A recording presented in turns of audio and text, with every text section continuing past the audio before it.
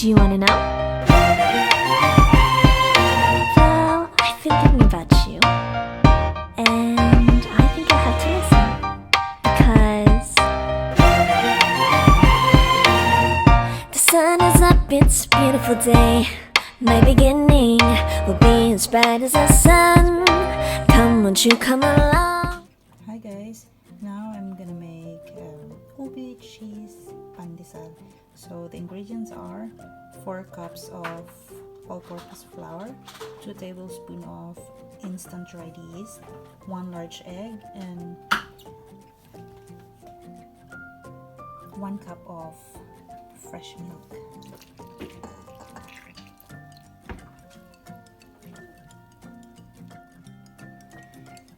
And i-add ko po yung mixture of milk, ubi flavoring, and a little bit of food color. And let's start in a low speed for about 2 to 5 minutes until ingredients well combined.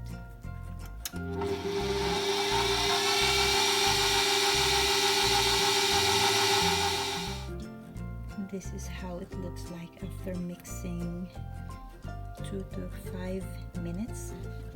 So I'll add in the second set of ingredients: half a teaspoon of salt, 50 grams of sugar, and 100 grams of butter.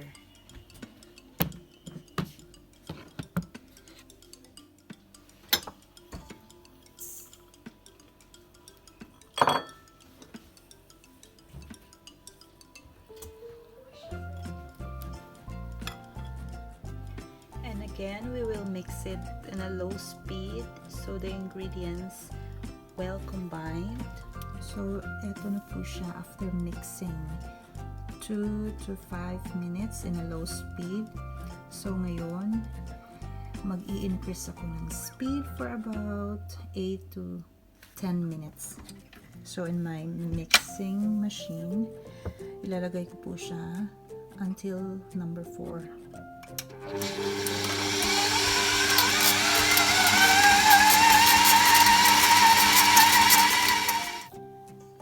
Ito na po siya after mixing 8 to 10 minutes. Ito po natin na napakaganda na po ng ating dough.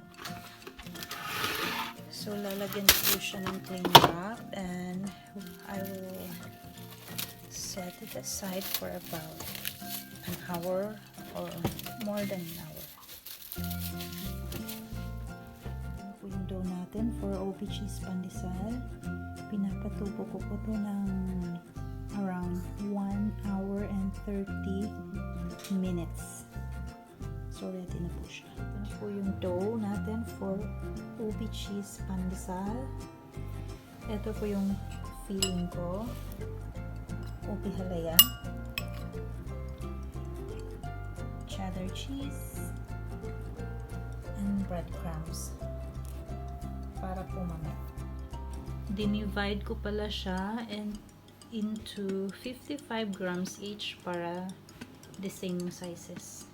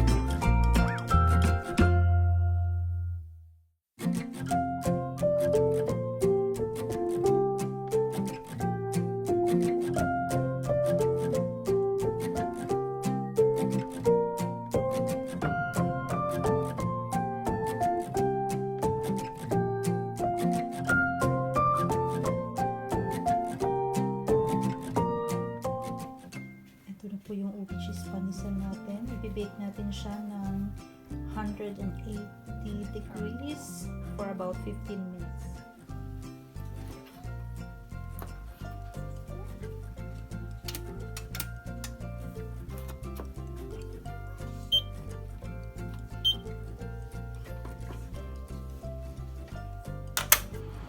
We will bake it for 15 minutes. Ito na po yung ubi cheese pandesal natin. After 15 minutes of baking, ito na siya. Ready na po.